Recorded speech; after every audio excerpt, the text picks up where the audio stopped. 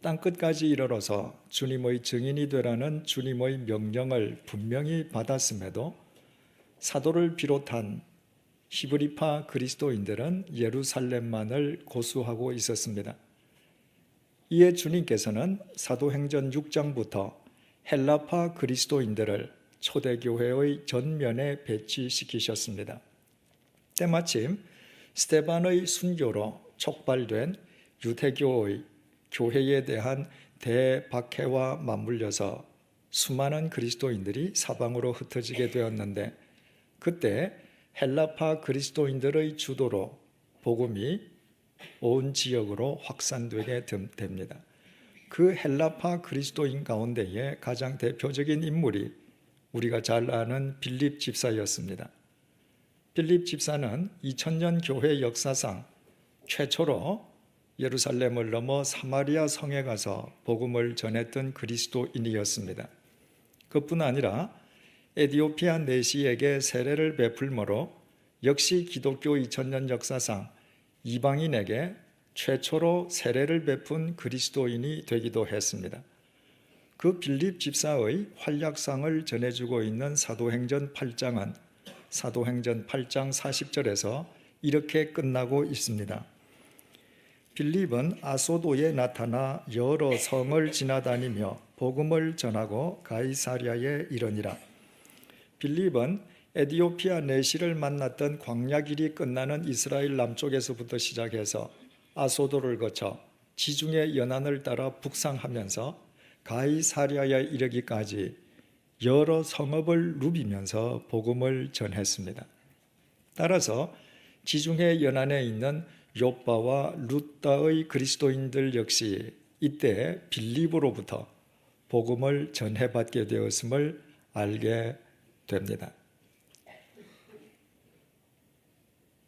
그리고 바로 그 그리스도인들을 베드로가 오늘 본문부터 가서 만나서 자신의 사역을 행하게 되는 것입니다. 베드로는 자신의 한계로 인해서 복음 전도의 선두주자, 개척자가 되지는 못했지만, 그러나 헬라파 그리스도인들이 닦아놓은 선교의 길을 쫓아가면서 주님께서 자신에게 맡겨주신 소임에 최선을 다하였음을 본문 이후의 내용이 우리에게 전해주고 있습니다. 우리에게 다른 사람보다 더 큰 능력이 있느냐 없느냐는 주님 앞에서는 전혀 중요하지 않습니다. 주님 앞에서는 우리가 우리의 한계 내에서 주님께로부터 부여받은 소임에 최선을 다하느냐가 중요합니다. 주님께서는 당신께서 맡기신 소임에 최선을 다하는 사람을 통해서 역사하시기 때문입니다. 갈릴리의 무식한 어부 출신의 히브리파 그리스도인이었던 사도 베드로가 자신의 한계 속에서 주어진 소임에 최선을 다했을 때 그를 통해서 루다에서 어떤 일이 일어났으며 그 이후에는 또 어떤 역사가 일어났는지 오늘부터 우리가 함께 살펴보도록 하겠습니다. 본문 33절이 이렇게 증언합니다. 거기서 애니아라 하는 사람을 만나매 그는 중풍병으로 침상 위에 누운 지 8해라. 베드로가 루다에서 만난 사람 가운데에 애니아가 있었습니다. 그는 중풍병에 걸려서 8년 동안이나 병상에 누워 있는 사람이었습니다. 말이 쉬워서 8년이지 중풍병으로 누워 있는 애니아나 그 애니아를 돌보아야 하는 가족들에게 8년이란 세월은 말할 수 없는 고통과 절망과 시련의 세월이었을 것입니다. 베드로는 그 가련한 애니아를 보는 즉시 주님께서 자신으로 하여금 왜 애니아를 만나게 하셨는지 주님의 마음을 읽을 수 있었습니다. 그래서 베드로를 만난 애니아가 베드로에게 그 어떤 부탁도 하지 않았지만 베드로가 애니야에게 먼저 이렇게 말을 했습니다. 본문 34절 상반절을 보시겠습니다. 베드로가 이르되 애니야야 예수 그리스도께서 너를 낫게 하시니 일어나 네 자리를 정돈하라 한대. 베드로는 주님께서 자신을 통해 그 가련한 애니야를 치유해 주실 것임을 확신했습니다. 그뿐만 아니라 주님께서 애니야에게 원하시는 것은 바른 삶을 사는 것임을 그는 또한 분명히 알았습니다. 그래서 베드로는 애니야에게 단순히 예수 그리스도께서 너를 낫게 하시니 일어나라고 말한 것이 아니라 예수 그리스도께서 너를 낫게 하시니 일어나 내 자리를 정돈하라고 말을 했습니다. 그것이 바로 주님께로부터 보고 배웠던 주님의 뜻임을 그는 알았기 때문입니다. 예수님께서 이 땅에 계실 때 제자들과 함께 예루살렘에 있는 베데스다 연못을 찾아가셨을 때의 일입니다. 그곳에는 언제나 수없이 많은 환자들이 운집해 있었습니다. 이유인즉 가끔씩 천사가 그 못에 내려와서 물을 휘젓는데 그때 그 물 속에 제일 먼저 뛰어가는 사람은 어떤 병에 걸려있든 그 병이 깨끗하게 낫는다는 믿음으로 인함이었습니다. 그래서 주님께서 그곳을 찾아가셨을 때에도 수많은 환자들이 인산인해를 이루고 있었습니다. 주님께서는 그 많은 환자들 가운데에 38년 동안이나 누워있던 중환자를 발견하셨습니다. 주님께서 먼저 그 환자에게 다가가셨습니다. 그리고 낫기를 원하는지 물으셨습니다. 그 환자는 당연히 낫기를 원한다고 대답하면서 천사가 내려와서 물을 휘젓는다 할지라도 자신은 38년 동안이나 누워있는 중환자인지라 가장 먼저 그 물속으로 뛰어들 수 없는 자신의 괴로운 심정과 처지를 주님께 하소연했습니다. 그때 주님께서 그 병자에게 요한복음 5장 8절을 통해서 이렇게 명령하셨습니다. 일어나 내 자리를 들고 걸어가라. 38년 동안 병상에 누워있는 환자에게 꿈이 있다면 일어나 걷는 것 아니겠습니까? 자리를 정돈해서 들고 가는 것은 부수적인 문제 아니겠습니까? 그러나 주님께서는 일어나 걸어가라고 말씀하시지 않고 일어나 내 자리를 들고 걸어가라고 명령하셨습니다. 38년 된 환자가 누워있던 자리라면 얼마나 더럽고 불결하고 역겹겠습니까? 헬라말 크라바토스는 본래 야영용 침대를 뜻하지만 38년 된 중환자의 경우에 그것은 그가 누워있던 거적자리를 의미합니다. 그 더러운 거적자리 주인은 또 얼마나 지저분했겠습니까?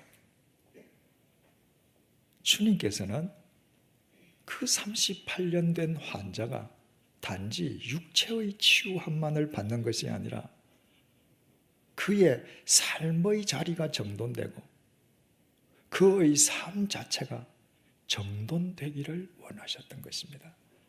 이것이 주님께서 그 환자에게 일어나 내 자리를 들고 걸어가라고 명령하셨던 이유였고 요한복음 5장 9절이 그 결과를 이렇게 밝혀주고 있습니다. 그 사람이 곧 나아서 자리를 들고 걸어가니라. 주님의 명령과 함께 38년 동안 누워있던 중환자가 벌떡 일어났습니다.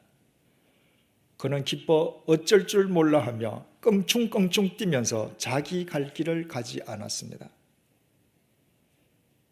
그 감격적이고도 기쁜 순간에 그는 주님의 명령에 따라서 먼저 자리를 정돈하고 그 자리를 들고 갔습니다. 예수 그리스도 안에서 그의 삶의 자리가 정돈되고 정돈된 삶을 사는 사람으로 거듭난 것입니다. 그 사실을 주님 곁에서 똑똑히 목격했던 베드로였기에 베드로 역시 루다의 중풍병자 에니야에게 예수 그리스도께서 너를 낫게 하시니 일어나 내 자리를 정돈하라고 명령했습니다. 그 결과를 34절을 통해서 우리 다시 보시겠습니다. 베드로가 이르되 에니야야 예수 그리스도께서 너를 낫게 하시니 일어나 네 자리를 정돈하라 한데 곧 일어나니 루다와 사론에 사는 사람들이 다 그를 보고 죽게 돌아오니라. 베드로의 말이 끝나는 즉각 8년 동안 중풍병으로 누워있던 에니야가 일어섰습니다. 그리고 베데스다의 38년 된 중환자처럼 에니야 역시도 자기 자리를 정돈했으면 재론의 여지조차 없기에 본문은 아예 거기에 대해서는 언급하지 않습니다. 바로 이 에니야로 인해서 룻다는 말할 것도 없고 룻다 인근 지역 사론에 사는 사람들까지도 주를 영접하게 되었습니다. 만약 그 사람들이 8년 동안이나 중풍병으로 시달리다가 깨끗해진 에니야의 육체만을 보고 그 육체를 깨끗하게 해준 예수님의 신통술만 보고서 예수님을 영접했다면 그 이후에 자신들이 원하는 바가 이루어지지 않았을 때 그들은 주님을 떠나고 말았을 것입니다. 하지만 그리스도 안에서 정돈된 에니야의 삶을 보고 그들이 예수님을 영접했다면 그들은 분명 진정한 그리스도인이 되었을 것입니다. 그들의 삶 역시도 예수 그리스도 안에서 정돈되어 갔을 것이기 때문입니다. 우리는 오늘 본문을 통해서 새로운 사실을 깨닫게 됩니다. 예수님께서 궁극적으로 우리에게 요구하시는 것, 다시 말해서 예수님께서 우리에게 주기 원하시는 것은 삶의 정돈이라는 것입니다. 믿음은 예수 그리스도 안에서 삶의 정돈이 이루어지는 것입니다. 더러운 죄로 얼룩지고 헝클어졌던 삶이 예수 그리스도의 십자가의 보혈 속에서 깨끗이 씻겨지고 정돈되는 것입니다. 자기 욕망의 덫에 빠져 무절제하게 사느라 어수선하기만 했던 삶이 예수 그리스도의 말씀 안에서 바르게 정돈되는 것입니다. 그릇된 감정과 이기심으로 찢어진 인간관계가 예수 그리스도의 사랑 안에서 회복되고 정돈되는 것입니다. 향방을 알지 못했던 인간의 목적이 진리 안에서 예수 그리스도를 향해 확정되고 정립되고 정돈되는 것입니다. 따라서 그리스도 안에서 삶이 정돈되지 않고서는 참된 그리스도인의 삶은 이루어질 수 없습니다.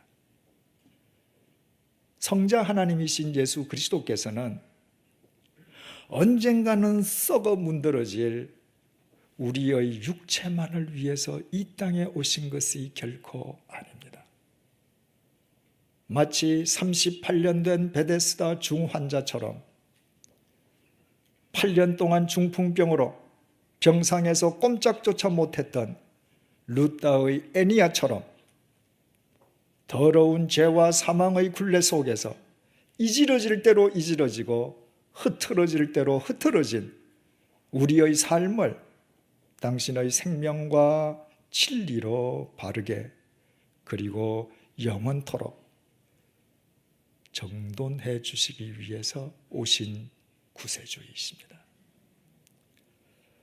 만약에 베데스다의 38년 된 중환자와 루다의 중풍병자 애니야가 단지 주님을 만나서 그들의 육체만을 치유함 받았다면 결과적으로 긴 안목에서 그것이 그들에게 무슨 참된 유익이 될 수 있었겠습니까?